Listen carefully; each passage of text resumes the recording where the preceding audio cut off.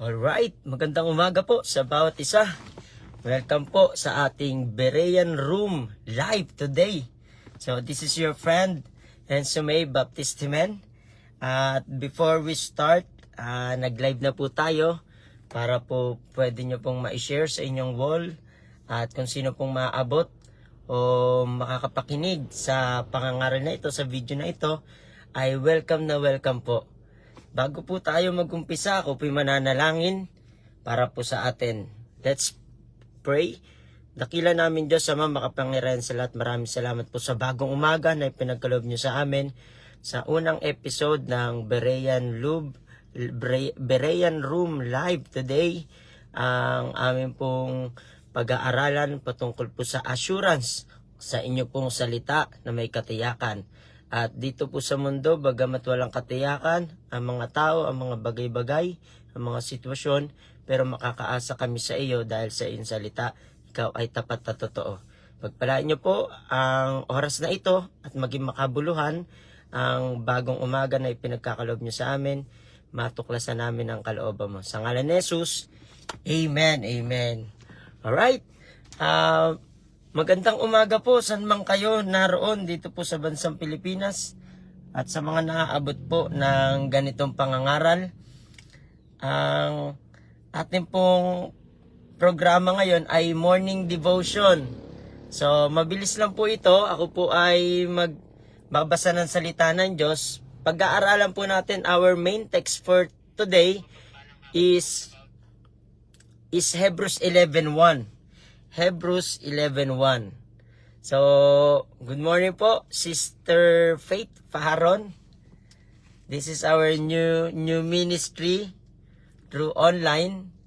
So, may isa po may extra cellphone tayo para magamit. Ayan. Ito po ay morning Berean search.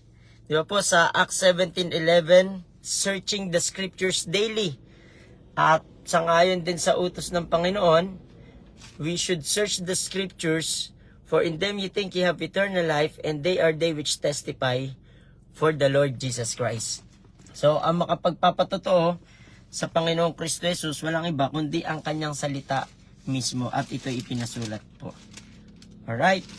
So, medyo advanced tayo ngayon para po batiin yung mga nanonood at ma-share po at makasabay po. Pero eksakto po, mag-uumpisa tayo ng pangaral. Ito pong pagsumapit ang alas 6 ng umaga, Filipino time. Pwede nyo pong i-share mga kaibigan ang ating pong live. Ayan.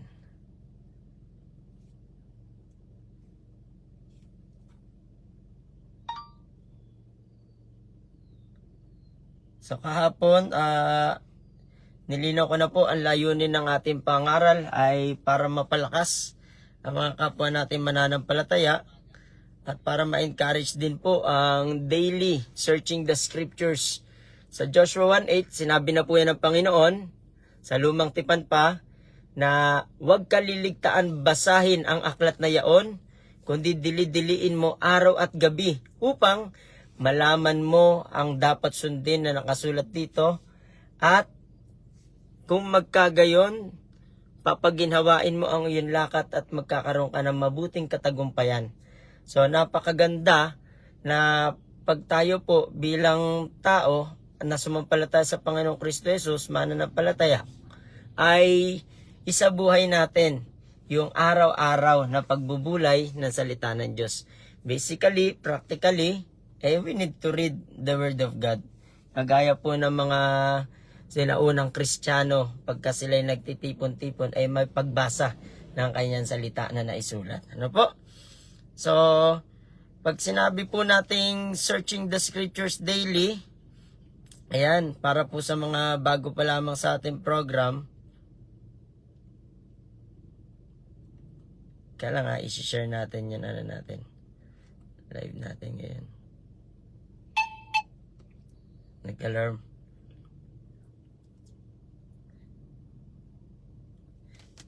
Pag sinabi natin searching the scriptures daily, ito ay para ka lamang nag-aalmusal sa spiritual na pagkain. Diba? Ang sabi ng Panginoon sa Matthew 4:4, "Man shall not live by bread alone, but by every word that proceedeth out from the mouth of God." Ibig sabihin, kailangan natin ng pagkain. This is for our nourishment, para po sa kalusugan natin. It is the source of our strength, para po may lakas tayo. Di po ba, sa buhay, haharap tayo sa mga pagsubok, mga problema, mga panunukso, ng kaaway.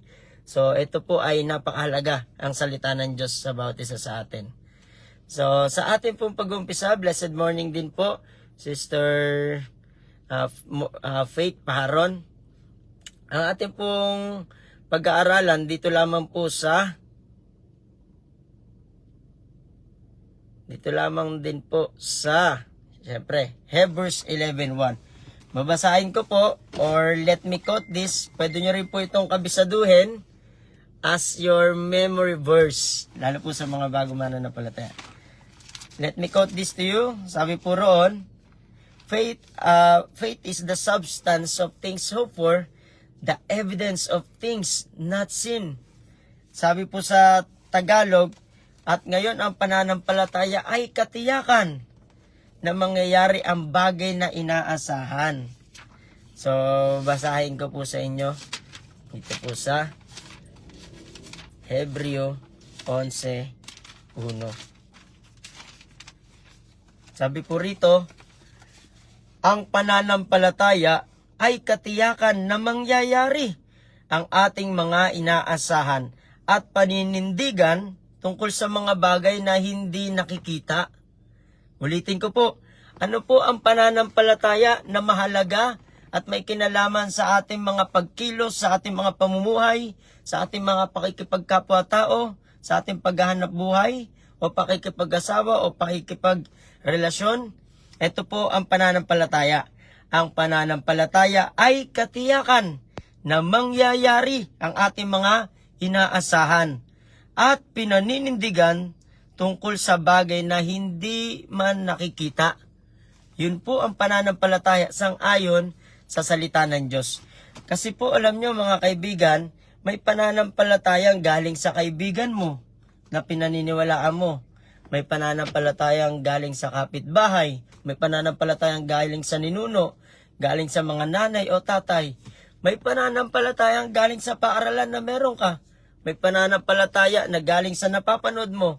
Pero ang pananampalatayang tinutukoy natin ay mula sa salita ng Diyos. Pananampalatayang mula sa Diyos. Sinabi ng Roma 10:17, ang pananampalataya ay dumarating sa pakikinig at pakikinig ng salita ng Diyos. Ang pananampalataya ay napakahalaga mga kaibigan. Makakaapekto ito kung paano mag-isip ang tao, kung paano siya mag-ugali, kung paano siya magkasal. Halimbawa, yung iba ang paniwala nila sa tao, hindi naman mahalaga. Kaya ang pakikitungo nila sa tao, hindi nila napapahalagaan. Ang paniniwala nila minsan sa trabaho, hindi naman kaloob na mula sa Diyos. Kaya minsan, pagdating sa trabaho, hindi nila pinag-iigihan. Ang paniniwala nila minsan sa pagsisimba, para magtamo ng mga biyaya at pagpapala pa. Pero ang totoo, pinagpala na siya ng Diyos na biniyayaan siya ng pagkakataon na makalapit at makapanambahan at makakilala ng malalim pa sa Panginoon. So, ibig sabihin, nakakaapekto talaga yung pananampalataya. Yung pananampalatayang ito, alam nyo ba, nagdudulot siya ng confidence, number 1, sa bawat isa. It gives us a good confidence, magandang kumpiyansa na makakapagpatuloy ka sa buhay, makakaharap ka, sapagkat tayo po ay merong inaasahan. Ano po ang pinagmumulan ng ating pananampalataya? Ang sabi ng Roma 10:17, sa English, faith cometh by hearing and hearing by the word of God. Shoutout kay Sister Faith, ano? Nagmula ka pala sa Diyos, Sister Faith. Hindi po, biro lang. Yung pananampalataya dapat na meron tayo ay dapat mula po sa salita ng Diyos. Sabi po rito, wikang Tagalog, babasahin ko na lamang, Kaya't ang pananampalataya ay bunga ng pakikinig. At ang pakikinig naman ay bunga ng pangaral tungkol kay Kristo.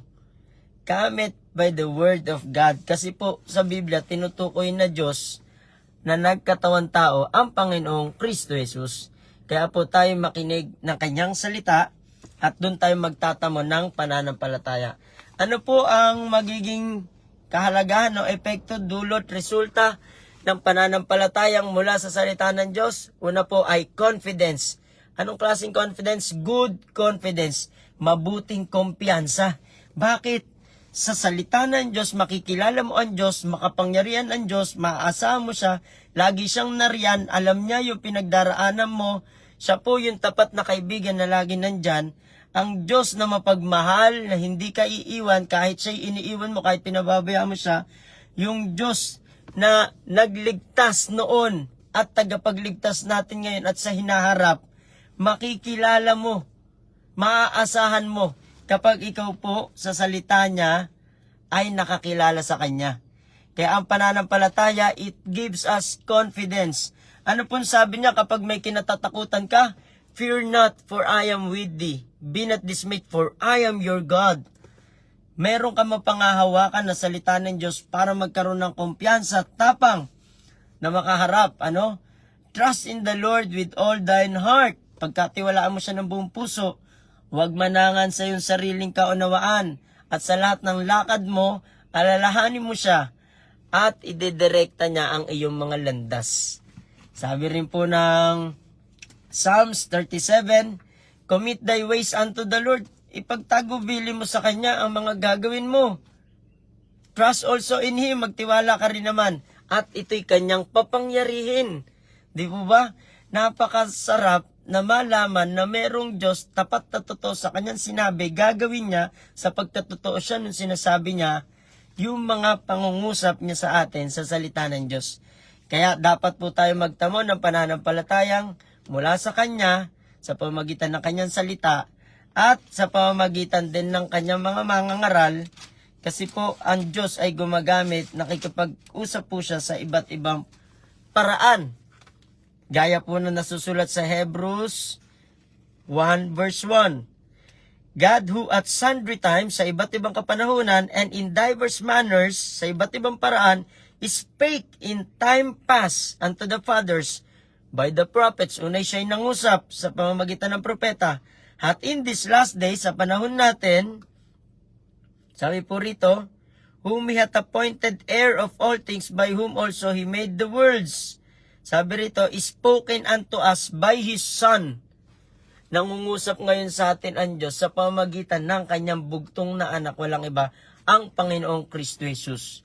At ang Panginoong Kristo Jesus, nung bago siya umakyat sa langit, ang sinabi niya sa Acts chapter 1 verse 2, mangungusap siya sa pamamagitan ng banal na Espiritu at ipapaalala ang Kanyang mga salita. Mga salita ng Panginoon na magpapagaan sa ating kalooban, at magpapatibay, magpapalakas sa ating mga kamay, mga paa na gumawa ng kalooban niya. Sabi po dito, basahin ko po sa Acts chapter 1. Katunayan lamang po na makita nyo na ang salita ng Panginoong Diyos, pinaalala niya sa atin. He gave us commandments until the day, Acts 1:2, in which He was taken up nung umangat ang Panginoong Kristo Jesus. After that, He, through the Holy Ghost, sa pamamagitan ng banal na Espiritu, had given commandments unto the apostles whom He had chosen. So, mahalaga rin ang mga sulat ng mga apostoles sapagkat ginamit sila ng Diyos para yung Kanyang kautusan ay maiparating sa atin, maipalaganap. Ano po ang utos ng Panginoon sa atin? Na sino man sumampalataya sa bugtong na anak ay huwag mapahamak, magkaroon ng buhay na walang hanggan. At ang pananampalataya para ka maligtas ay katiyakan sa bagay na inaasahan, katunayan sa bagay na hindi nakikita, ang alin? Ang Kanyang salita. Ano po? Na napapakinggan nyo sa mga oras na ito. Ang pananampalataya, it gives you confidence. Number 2, it gives you conviction. What kind of conviction? Good conviction. Ibig sabihin, meron ka ng desisyon pag dumating ang eksena sa buhay mo o sitwasyon, halimbawa, walang-wala kang pera, walang laman ng bulsa, hirap na hirap ka. Pero kapag alam mo yung salita ng Diyos, na magtiwala tayo sa Kanya, hindi ka na para mangamba pa. Hindi ka na para mawalan ng pag-asa. Bakit? Kilala mo ang Diyos, meron kang matibay na conviction, hindi ako kakapit sa patalim, hindi ko gagawin yung mga naiisip kong kaparaanan, pagkakatiwalaan ko ang Diyos. Yun pong tinatawag na conviction. Hindi mo hahabulin at hahanapin, hahangarin yung mga yaman lagi dito sa mundo, hahanapin, hahangarin, hahabulin mo ang Panginoon. Kagaya po ng kanyang pangusap sa Mateo 6:33, ngunit hanapin muna ninyo ang kanyang kaharian at ang kanyang katwiran, at ang lahat ng bagay na ito ay idaragdag lamang sa inyo. Nangangailangan ka ba sa pagkain, pera ba, trabaho ba, o ano ang pangangailangan nyo, mga mag-aaral, nalalapit ang pasukan, o di kaya mga pambayad ninyo, matrikula, o kung ano mga pangangailangan, hanapin muna ninyo ang kanyang kaharian. Yung pagharian tayo ng Diyos, yung kanyang mga batas at katwiran ating susundin, gagawin, at yung kanyang gantimpala mapapasa atin. So napakasimple lang, kailangan mo ng pananampalataya. At ang pananampalataya, this is equivalence to assurance. Ito'y katiyakan. Kaya nga po, merong isang theologian ang nag-define ng pananampalataya. What is faith? It is simply taking God at His word. It is simply taking God at His word. Kunin mo ang Diyos, tanggapin mo ang Diyos sa kanyang salita. O kung ang tao nga ay makikilala mo sa kanyang salita, kung paano siya mangusap, lalo po ang Diyos na makapangyarihan sa lahat na naglikha ng daigdig, na hanggang ngayon, nakikipag-ugnayan siya sa atin, pinapahayag niya ang kanyang sarili sa atin, at mangungusap siya sa atin. So nagbigay ang Diyos ng kautusan, sa kahuli-hulihang panahon, narito na tayo, nangusap siya sa pamagitan ni Kristo Jesus, at si Kristo nung umakyat sa langit, sa pamagitan ng banal na Espiritu, nag-iwan ng kautusan sa mga apostoles. At sa pamamagitan din po ng mga apostoles, pinanatili natin ang kanilang katuruan at ating sinusundan. At kaya ngayon, alam natin, sinabi ni Jesus, Mateo 28:20, na ituro sa kanilang sundin lahat ng iniutos ko. At narito ako'y kasama ninyo hanggang sa kawakasan ng daigdig. Ang dapat atupagin at intindihin, tuklasin ng mga Kristiyano sa oras na ngayon, ay sundin lahat ng inutos ni Kristo Jesus. Wala ho siyang nakalimutan na kautusan para natin sundin. Kaya nga sapat na rin ang naisulat na salita ng Diyos para po maintindihan natin ang patungkol sa kaligtasan, sa magandang kalooban ng Diyos, at kung papaano dapat tayo mamuhay, hindi ayon sa tradisyon, hindi ayon sa salit-saling sabi na kinagisnan, kinamulatan natin, hindi ayon sa relihiyon, kundi ayon sa banal na salita ng Diyos. Na mula sa Kanya, ito'y katotohanan, at ang katotohanan ay magpapalaya sa atin. Kaya mga kaibigan, gusto mo ba ng katiyakan, assurance, yung meron kang inaasahan na talagang mangyayari at naninindigan tayo dyan? Kailangan mo ng pananampalataya mula sa Diyos. Kaya po, manalangin tayo lagi na palaguin ng Diyos ang pananampalataya natin, at sa practical na paraan, simple lang, umpisahan mo sa pagbulay-bulayan ng salita ng Diyos araw at gabi upang malaman mo ang dapat sundin dito. Sa gayon, giginhawa ka at magtatagumpay. Pangyayariin. Anong klaseng tagumpay yun? Good success. Mabuting katagumpayan. Kaya sa muli, magandang umaga sa bawat isa. This is our new program, Berean Room Live Today, morning session devotion, searching the scriptures daily. Saliksikin natin yan lagi. Mismong si Jesus sa kanyang mga labi lumabas, saliksikin ang mga banal na kasulatan, sapagkat sa mga yaon, may isip mo, malalaman mo ang buhay na walang hanggan. Hindi ka lamang pang material o pandito sa pisikal na mundo. Meron ka ng kaisipan, may pag-ibig ka na sa bagay sa buhay na walang hanggan. Sa mga bagay sa nasa itaas, yung pag-ibig mo, hindi na dito sa mundong ito na naglalaho, kumukupas, nasisira, nabubulok, kundi sa bagay na hindi nasisira, walang bahid, walang dungis, mga bagay na nasa itaas sa kalangitan. Ano? At syempre naroon ang Panginoong Diyos natin na sa kanyang salita dapat mong tanggapin at pangawakan. So ano ang binibigay sa atin ng faith? It gives us good confidence. It give us good conviction. And it give us courage. Binibigyan din tayo nito ng tapang. Tapang na sumunod sa ano ang kalooban ng Diyos kahit may takot. Tapang na sumunod sa kalooban ng Diyos kahit may takot. So, uso na ngayon, mas marami ngayon laganap yung mga hindi sumasampalataya sa Diyos, hindi nakikinig ng kanyang salita, kaya walang tamang pananampalataya.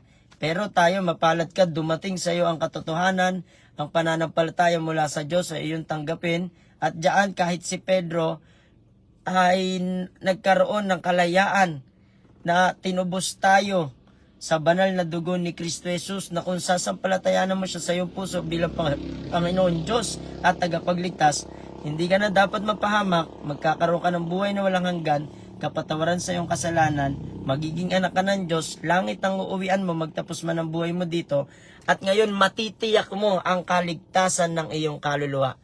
Kaya ang mga bagay na ito isinulat sa inyo upang inyong malaman na kayong sumasampalataya sa Panginoong Kristo Jesus ay may buhay na walang hanggan. Ang nagtatamo sa atin yan ay ang ating kaluluwa, ang panloob natin, kaloob-loobang pagkatao natin. Amen? Kaya magandang umaga sa bawat isa. Manampalataya ka sa Diyos, meron kang kumpiyansa sa Kanya, meron kang tamang conviction, kumbinsido ka sa Kanya, meron kang courage o tamang tapang. Hindi matapang makipag-away, matapang humarap kahit kanino. Hindi po ganun yun. Tapang na sumunod sa kalooban ng Diyos. God has not given us the spirit of fear. Ano po? He's given us the strength to obey. So, sundin lamang natin ang Panginoon. May blessing ba kapag sumusunod sa Diyos? Deuteronomy 11:28. A blessing if you obey the commandments of the Lord your God. Ano po? So, simple lang. Ang salita ng Diyos, searching the scriptures daily to develop your faith. At kapag meron kang pananampalataya, katumbas siya ng katiyakan. At yung inaasahan mo sa Diyos, asahan mo talaga, mangyayari at magaganap. At bakit ko po nasasabi at naipapangaral ito sa inyo? Sapagkat nararanasan ko rin naman. Ang Diyos ng Biblia ay personal na Diyos. Ibig sabihin, hindi naman ipinagdadamot mo, kundi personal sa buhay mo, mararanasan mo siya, mararamdaman mo siya, at maitanghal mo siya, maitaas nawa siya sa ating mga buhay. So, simple lang, sa araw na ito, harapin mo may kumpiyansa mula sa Diyos, may mabuting conviction mula sa Diyos, gagawin natin ng tama, at may courage, may tapang na sundin ang kalooban niya. God bless you po. Let us bow our head and close our eyes in prayer. Dakilang Diyos, salamat po sa umagang ito sa maiksing panahon. Ang inyong salita na pinagmumulan ng katiyakan, na kami ay magiging kumpiyansa, na kami ay magiging matapang, gawin ang tama ang iyong kalooban, sapagkat ang pananampalataya namin ay mula sa iyo sa pamagitan ng inyong salita. At ang iyong salita na katotohanan na nagpapalaya sa amin, sa pamagitan nito binabago nyo kami, nagpapadalisay sa amin sa inyong salita, Panginoon Diyos, na nagpapagaling sa mga nasasaktan, nasisiraan, sa inyong salita na nagkakaroon kami ng kaalaman ng kaligtasan sa pamagitan ng pananampalataya kay Kristo Jesus lamang, sapagkat siya lamang ang napako sa krus, dumanak ang kanyang banal na dugo, inilbing at muling nabuhay para tubusin at iligtas kami sa aming kasalanan. Salamat, Panginoon Diyos, hindi na kami hahatulang maparusahan dahil sa Kristong Jesus na amin sinampalatayanan, natanggap sa aming puso. Salamat po, pagpalain niyo po ang maaabot ng pangaral na ito, ng video na ito. Pagkalooban niyo sila ng pananampalatayang mula sa iyo na may katiyakan, may kapanatagan, may pag-asa, at mangyayari, may katunayan yung mga bagay na amin pong inaasahan. Sapagkat ikaw ang nagsalita, tapat na Diyos, mabuting Diyos, mapagmahal na Diyos, ikaw po ay totoo sa iyong salita. Salamat, pagpalain niyo po ang bawat isa, ang aming mga minamahal, mga kapamilya, mga katrabaho, mga kapitbahay, kabarangay, maski po ang bayan namin kinabibilangan at ang bansang Pilipinas, Panginoon Diyos, na sila po'y mga ligtas, buksan, pakawalan sa pagkabulag na ginagawa ng demonyo at tanggapin nila ang Panginoong Kristo Jesus sa kanilang buhay ng totoo bilang Panginoon Diyos tagapagligtas nang sila ay mga ligtas. Sa ngalan ni Jesus, ito pong aming dalangin. Amen, amen. God bless you. This is your friend Hensume, Baptist Man. Welcome po sa ating morning Berean Devotion. Searching the Scriptures Daily. Mamayang tanghali, kita-kits po tayo. Kung merong katanungan, huwag mahihiya.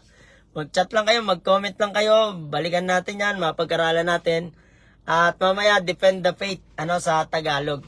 Tignan natin, dapat ba maasahan yung salita ng Diyos? Sapat na ba talaga yung Biblia para malaman natin ang katotohanan para po sa ating pamumuhay, lalo po sa ating kaligtasan? Sapat na ba yan? O baka naman may kulang pa na nakalimutan si Jesus ipasulat sa kanyang mga apostoles o mga disipulo o sa kanyang mga propeta na dapat pa natin sundin, Kung gayon, magkakaroon ng kakulangan pa sa banal na kasulatan, di pa pala kumpleto. Kung magkagayon, magkakaroon ng iba pang otoridad bukod sa Diyos. Pwedeng ang ibang tao na ang magiging otoridad. Pwedeng ang pakiramdam na ang emosyon. So yun yung mga implikasyon. Kasi may mga laganap din na katuruan ngayon, hindi pa sapat ang Biblia para malaman mo ang katotohanan sa pananampalataya at sa pamumuhay. So, mamaya, tunghayan po natin yan. Shoutout po sa mga nariyan. God bless you po. I-rewind nyo na lang, i-review yung ating video, yung pag-aaral. Para po sa umagang ito, meron kayong salita ng Diyos na magpapalakas sa atin, Alam ko po may mga pinagdaraanan ng bawat isa, may mga laban sa buhay. Magandang balita kasi ang salita ng Diyos nagbibigay ng pananampalataya sa atin na yung pananampalataya na yan ay katiyakan sa bagay na inaasahan, hindi mo nakikita at ebidensya, katunayan na mangyayari ang mga bagay na yon. Dahil po ito'y mula sa Diyos. Ito'y salita ng Diyos. So maraming salamat. Pagdating sa kaligtasan, sumampalataya ka sa Panginoong Kristo Jesus, maliligtas ka. Tiyak yan, mangyayari yan, totoo yan. Hindi ka mapapahamak sa hatol ng impyerno. At ikaw po ay binibigyan ng buhay na walang hanggan ng ating kaluluwa. At tayo tinatawag ng mga tupa na ng Diyos, nakikinig ang kanyang tupa at sumusunod sa kanyang salita. At hawak na tayo sa kamay ng Panginoong Hesus. Kaya wala kang dapat ipag-alala, wala nang dapat ipangamba. Sundin na lamang natin siya at malaya tayong sumunod sa kanya. God bless you all po. Have a good day in the Lord.